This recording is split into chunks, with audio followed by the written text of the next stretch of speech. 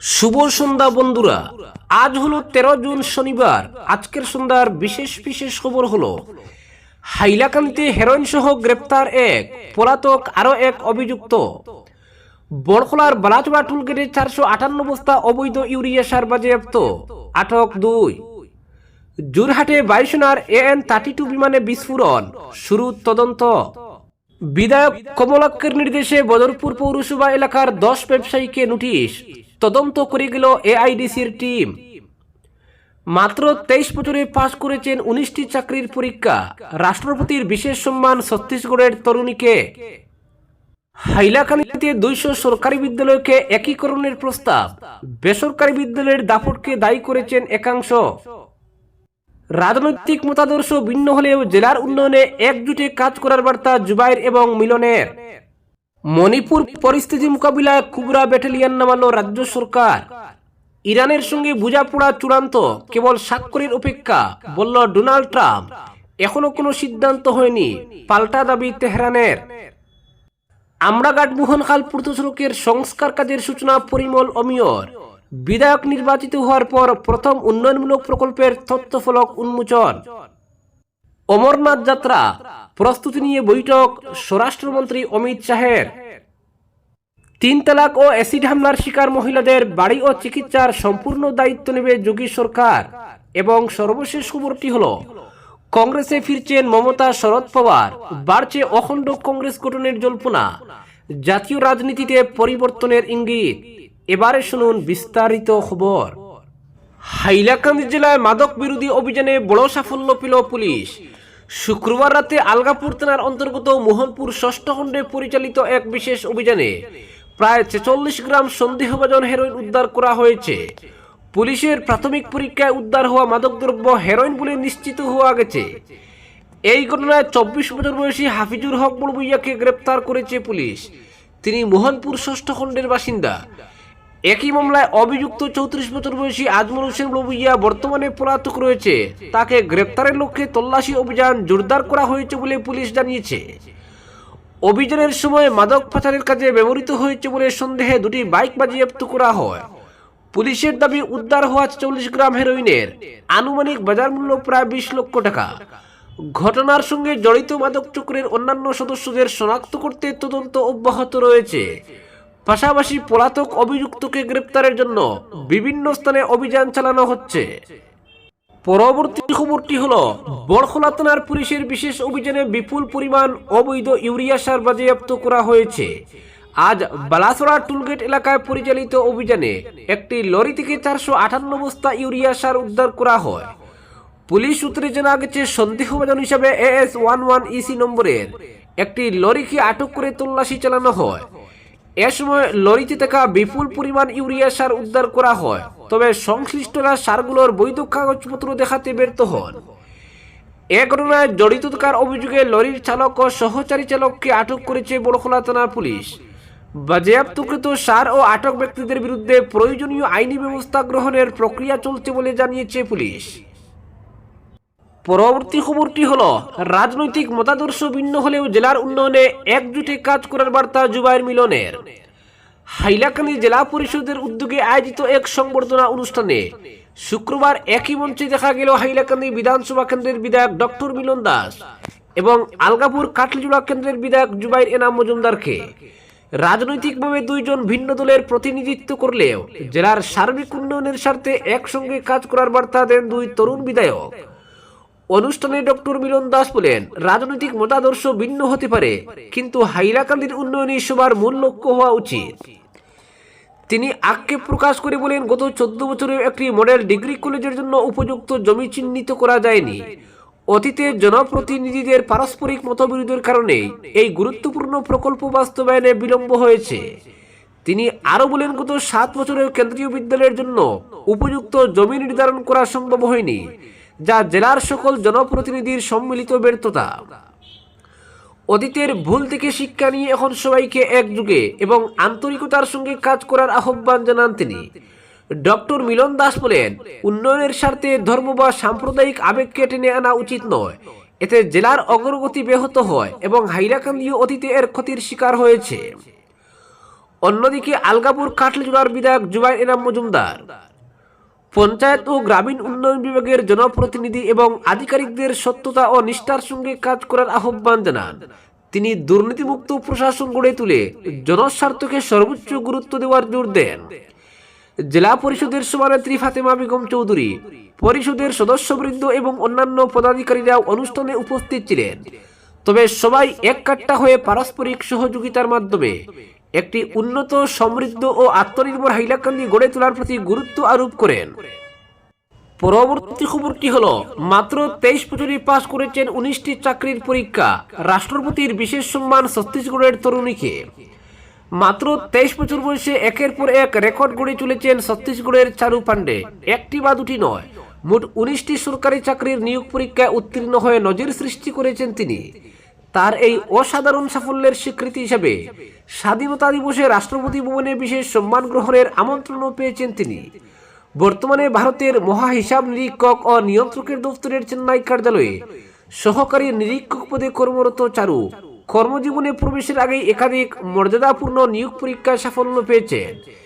তিনি যে সকল পরীক্ষায় উত্তীর্ণ হয়েছেন তার মধ্যে রয়েছে স্টাফ সিলেকশন কমিশনের সম্মিলিত স্নাতক স্তরের পরীক্ষা, উচ্চ মাধ্যমিক স্তরের পরীক্ষা, মাল্টিটাস্কিং স্টাফ, সাধারণ ডিউটি এবং কেন্দ্রীয় পুলিশ বাহিনীর নিয়োগ পরীক্ষা।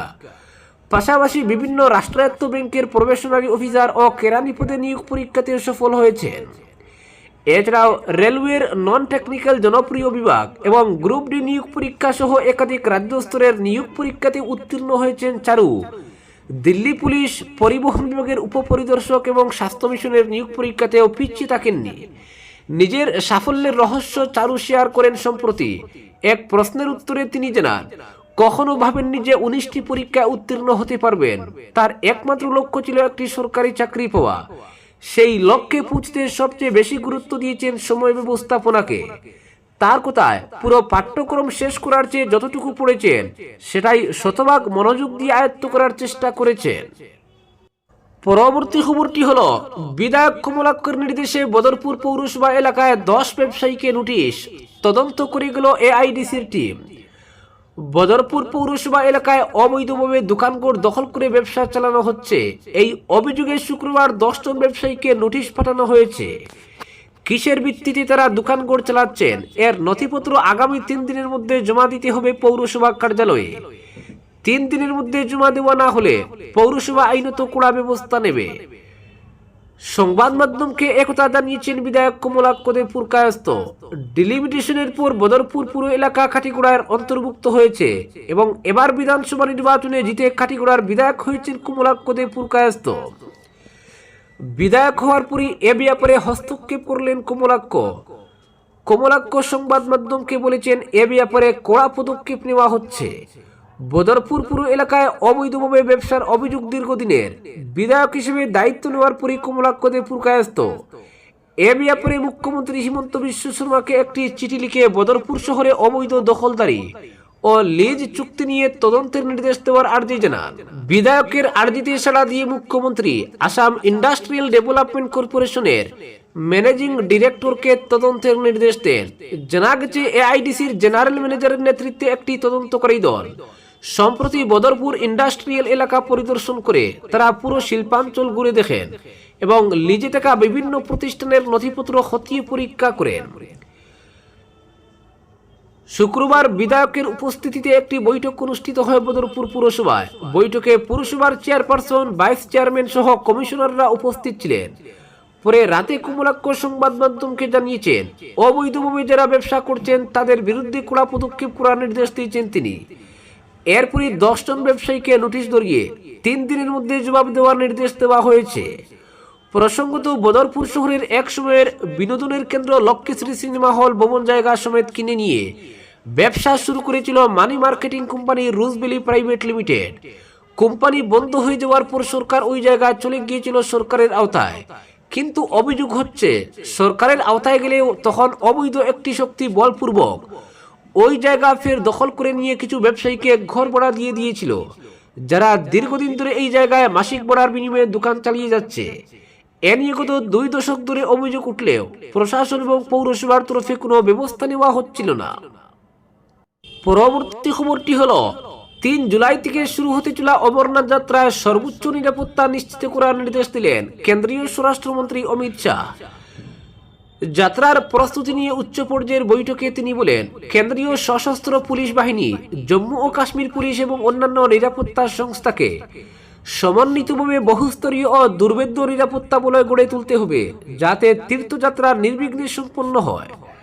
বৈঠকে উপস্থিত ছিলেন জাতীয় নিরাপত্তা উপদেষ্টা অজিত দোভাল, জম্মু ও কাশ্মীর উপরাজ্যপাল মনোজ সিনহা, সেনা প্রধান জেনারেল উপেন্দ্র দ্বিবেদী, কেন্দ্রীয় স্বরাষ্ট্র সচিব গোবিন্দ মোহন, গোয়েন্দা ব্যুরোর প্রধান তপন কুমার ডেকা, কেন্দ্রীয় সংরক্ষিত পুলিশ বাহিনীর মহাপরিচালক জিপি সিং সহ একাধিক শীর্ষ প্রশাসনিক ও নিরাপত্তা আধিকারিক। স্বরাষ্ট্রমন্ত্রী জানান, প্রচলিত নিরাপত্তা ব্যবস্থাকে আরও শক্তিশালী করতে ড্রোন, সিসিটিভি, উন্নত নজরদারি ব্যবস্থা এবং আধুনিক প্রযুক্তির বিস্তৃত ব্যবহার করতে হবে। যাত্রাপথ ও পর্যটন কেন্দ্রগুলিতে সার্বক্ষণিক নজরদারির ব্যবস্থাও জোরদার করার নির্দেশ দেওয়া হয়েছে। হিমালয়ের প্রায় 3880 মিটার উচ্চতায় অবস্থিত অমরনাথ গুহা মন্দিরে এবারের তীর্থযাত্রা চলবে 57 দিন। বিপুল সংখ্যক ভক্তের সমাগমের কারণে প্রতি বছরের মতো এবারও ব্যাপক নিরাপত্তা মোতায়েনের পরিকল্পনা নেওয়া হয়েছে। অমিত শাহ নির্দেশ দিয়েছেন, যাত্রার সঙ্গে যুক্ত স্থানীয় বাসিন্দা এবং পশুদেরও নথিভুক্ত করতে হবে। তাদের জন্য দ্রুত শনাক্তকরণযোগ্য কিউআর কোডযুক্ত পরিচয়পত্র চালুর কথাও বলেছেন তিনি। পরবর্তী খবরটি হল, 3 তালাক ও অ্যাসিড হামলার শিকার মহিলাদের বাড়ি ও চিকিৎসার সম্পূর্ণ দায়িত্ব নেবে যোগী সরকার। সমাজের সবচেয়ে অসহায় ও প্রান্তিক মহিলাদের আর্থিক ও সামাজিক নিরাপত্তা দিতে নতুন উদ্যোগ নিতে চলেছে উত্তরপ্রদেশ সরকার। 3 তালাকের শিকার মুসলিম মহিলা এবং অ্যাসিড হামলায় আক্রান্তদের জন্য আবাসন ও স্বাস্থ্য সুরক্ষার বিশেষ প্রকল্পের প্রস্তুতি শুরু করেছে যোগী আদিত্যনাথ সরকার। রাজ্য প্রশাসন সূত্রে খবর, যেসব মহিলা 3 তালাকের কারণে পরিবার ও আশ্রয় হারিয়েছেন অথবা অ্যাসিড হামলার ফলে দীর্ঘমেয়াদী শারীরিক ও মানসিক যন্ত্রণার মধ্যে রয়েছেন, তাদের জন্য স্থায়ী বাসস্থান এবং বিনামূল্যে চিকিৎসা পরিষেবার ব্যবস্থা করা হবে। একই সঙ্গে অন্যান্য দুস্থ ও গৃহহীন মহিলারাও এই প্রকল্পের আওতায় আসতে পারেন। নারী ও শিশু কল্যাণ দপ্তরের আধিকারিকদের মতে, মুখ্যমন্ত্রীর নির্দেশে ইতিমধ্যেই প্রকল্পের খসড়া প্রস্তুতের কাজ শুরু হয়েছে। পরবর্তী খবরটি হল, তৃণমূল কংগ্রেস এবং শরদ পাওয়ারের নেতৃত্বাধীন এনসিপি শিবির কি আবার কংগ্রেসে ফিরতে চলেছে? দেশের রাজনৈতিক মহলে এখন এই প্রশ্নকে কেন্দ্র করেই জোর আলোচনা শুরু হয়েছে। সূত্রের খবর, কংগ্রেস থেকে বেরিয়ে গড়ে ওঠা বিভিন্ন আঞ্চলিক দলকে ফের এক ছাতার তলায় আনার দাবি ক্রমশ জোরালো হচ্ছে। যদিও কংগ্রেসের সংগঠক বিষয়ক সাধারণ সম্পাদক কেসি বেণুগোপাল তৃণমূলের সঙ্গে দলীয় সংযুক্তির জল্পনাকে ভিত্তিহীন গুজব বলে উড়িয়ে দিয়েছেন, তবুও মহারাষ্ট্রের কংগ্রেস নেতা নানা প্যাটেল নতুন করে জল্পনা উস্কে দিয়েছেন। নানা প্যাটেলের দাবি, সমমনোভাবাপন্ন রাজনৈতিক দলগুলি কংগ্রেসের সঙ্গে একীভূত হওয়ার প্রস্তুতি নিচ্ছে। তার কথায়, শরদ পাওয়ার এবং মমতা বন্দ্যোপাধ্যায় কংগ্রেসের সঙ্গে মিশে যাওয়ার বিষয়ে ইতিবাচকভাবে ভাবছেন। এটি জোট নয়, বরং একীভূত হওয়ার প্রক্রিয়া হতে পারে। তিনি আরও দাবি করেন, শরদ পাওয়ারের পক্ষ থেকে কংগ্রেসে যোগদানের প্রস্তাব আগেই দেওয়া হয়েছিল, যদিও কিছু কারণে তা বিলম্বিত হয়েছে। নানা প্যাটেল বলেন, দেশের বর্তমান রাজনৈতিক পরিস্থিতিতে ভোটের বিভাজন রোধ করতে ধর্মনিরপেক্ষ ও বহুত্ববাদী আদর্শে বিশ্বাসী দলগুলির ঐক্যবদ্ধ হওয়া প্রয়োজন। তার মতে জাতীয় স্তরে সেই প্রক্রিয়া ইতিমধ্যেই শুরু হয়েছে।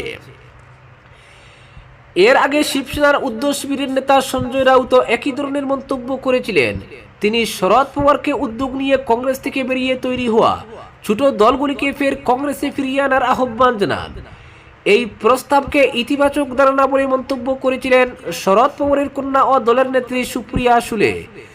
যদিও তিনি সরাসরি কিছু না বলে ইঙ্গিতপূর্ণভাবে জানান, সময় ভবিষ্যতের সিদ্ধান্ত জানাবে। অন্যদিকে কংগ্রেসের বর্ষিয়ান নেতা তথা রাজস্থানের প্রাক্তন মুখ্যমন্ত্রী অশোক গেহলটও ছোট দলগুলিকে কংগ্রেসে ফিরে আসার আহ্বান জানিয়েছেন। তার বক্তব্য, কংগ্রেস থেকে বেরিয়ে তৈরি হওয়া আঞ্চলিক দলগুলির আবার মূল দলে ফিরে আসা উচিত এবং রাহুল গান্ধীকে নেতৃত্ব হিসেবে মেনে নেওয়া প্রয়োজন। গেহলটের মতে, দেশের মানুষের সামনে স্পষ্ট বার্তা যাওয়া দরকার যে একদিকে নরেন্দ্র মোদী এবং অন্যদিকে রাহুল গান্ধী বিরোধী শিবিরের মুখ। এতে ভোটের সমীকরণেও পরিবর্তন আসতে পারে। উল্লেখ্য, মমতা বন্দ্যোপাধ্যায় 1998 সালে কংগ্রেস ছেড়ে তৃণমূল কংগ্রেস গঠন করেন। অন্যদিকে 1999 সালে সোনিয়া গান্ধীর বিদেশি উৎস নিয়ে বিতর্কের জেরে কংগ্রেস থেকে বহিষ্কৃত হওয়ার পর শরদ পাওয়ার, পি.এ. সাংমা এবং তারিক আনোয়ার মিলে ন্যাশনালিস্ট কংগ্রেস পার্টি অর্থাৎ এনসিপি গড়ে তোলেন। পরে তারিক আনোয়ার আবার কংগ্রেসে ফিরে যান। সাম্প্রতিক সময়ে মমতা বন্দ্যোপাধ্যায়ের সঙ্গে সোনিয়া গান্ধীর বৈঠক এবং অভিষেক বন্দ্যোপাধ্যায়ের সঙ্গে রাহুল গান্ধীর দীর্ঘ আলোচনার পর থেকেই রাজনৈতিক মহলে নতুন করে জল্পনা শুরু হয়েছে। সূত্রের দাবি, রাহুল গান্ধীর সঙ্গে বৈঠকে অভিষেক বন্দ্যোপাধ্যায় বিরোধী শিবিরের শক্তিশালী ঐক্যের পক্ষে মত প্রকাশ করেছেন এবং রাহুলের নেতৃত্ব মেনে নেওয়ার বার্তাও দিয়েছেন। তবে কংগ্রেস নেতৃত্ব স্পষ্ট করেছে, কোনো দল যদি একীভূত হতে চায় সেই প্রস্তাব সংশ্লিষ্ট দলকেই দিতে হবে। কংগ্রেস নিজে থেকে এ ধরনের কোনো উদ্যোগ নিচ্ছে না। আজকের বিশেষ সংবাদ এখানেই সমাপ্ত।